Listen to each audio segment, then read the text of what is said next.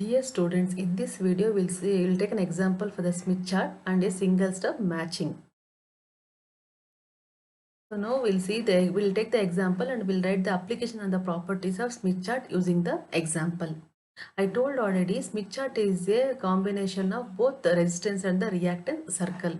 The Smith chart consisting of resistance and the reactance circles. The R value is RL plus Z naught and X is XL by Z naught.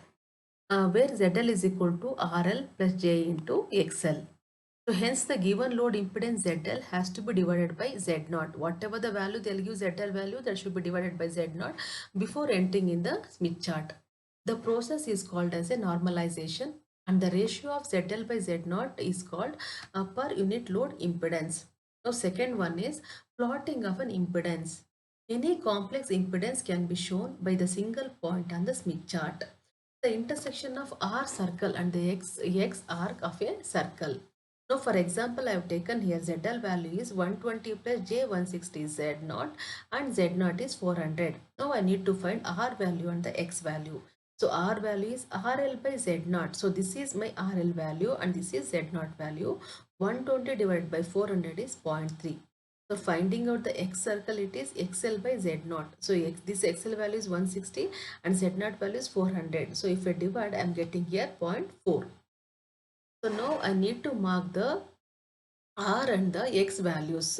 So already I marked the R and the X values. Okay. So this is the R circle and this is the reactance circle. The intersection of R and the X, I am marking here it as point A. The point A in the figure shows the point corresponding to the normalized impedance 0.3 plus J 0.4. So 0.3 R circle and the X circle value is 0.3 plus J 0.4 on the chart. So now VSWR determination.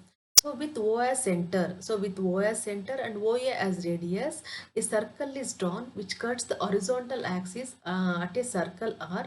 The value is 3.9. So you can see here the value what we marked here is horizontal circle. So this has a center and OA as radius and circle is drawn. It is cutting the axis at the two values.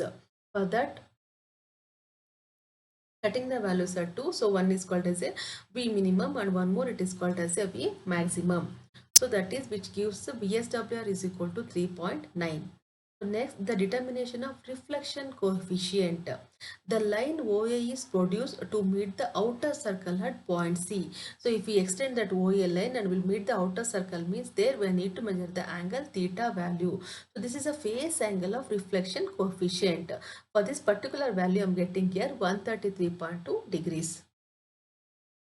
So to find the reflection coefficient, so in the Smith chart, a linear scale will be there at the line bottom of the Smith chart.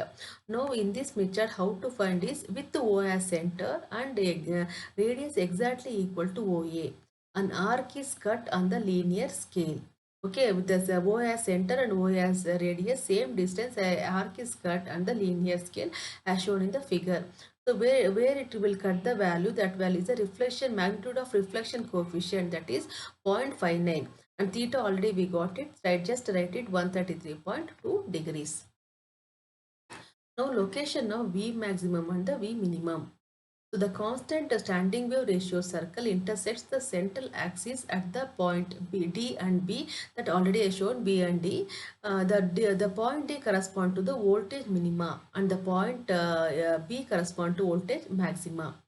The line impedance at V max is R max by Z naught. So R max value is 3.91. So line impedance at V minimum, that is R minimum by Z naught, is 0.26. So already we see the value, both the values in the main Smith chart, that is V max and the V minimum values. The open and the short circuit line. At point F on the horizontal axis, R is equal to infinity and X is equal to infinity. This represents open circuit terminations. Suppose if R is equal to 0 and X is equal to 0, then that represents short circuit termination. So next point is movement along the periphery of the chart. The movement in clockwise direction from point E results in a number of wavelength towards the generator, and the movement in anti-clockwise direction from E in wavelength towards load. One full rotation on the periphery is lambda by 2. So now matched load, consider the circle R is equal to 1. So RL, RL, R, Z naught is equal to 1. So in this case, RL is equal to Z naught. The resistive component of the load is equal to the characteristic impedance of the line. So now the last one is conversion of impedance to the admittance. So how to convert? Given value is impedance they have given. I need to consider, we'll find out for that admittance value. Now point G diagonally opposite to A, point G diagonal opposite to A has a value 1.2 minus J 1.6, which is the admittance corresponding to the impedance 0.3 plus 0.4. So now let us see the problem here. The location of minimum instead of maximum is usually specified because it can be determined more accurately. Suppose that the characteristic impedance of the line is R0 is 50 ohms and VSWR is 2 when the line is loaded. When the line is shorted, the minima shift is 0.15 lambda towards the load. Determine the load impedance. The diagram is given here. So here the first step what we need to draw is when the line is shorted, the first voltage minimum occurs at the place of the load as shown in the figure. So when the line is loaded, the first voltage minima shifts 0.15 from the load. The distance between the two successive minima is one of the wavelength. So now next plot of standing wave ratio, that is equal to 2, and move a distance of 0.15 lambda from the minimum point along the distance scale toward the load and stop at 0.15. Draw a line of this point, the center of the chart, and we need to measure the what is the value in that.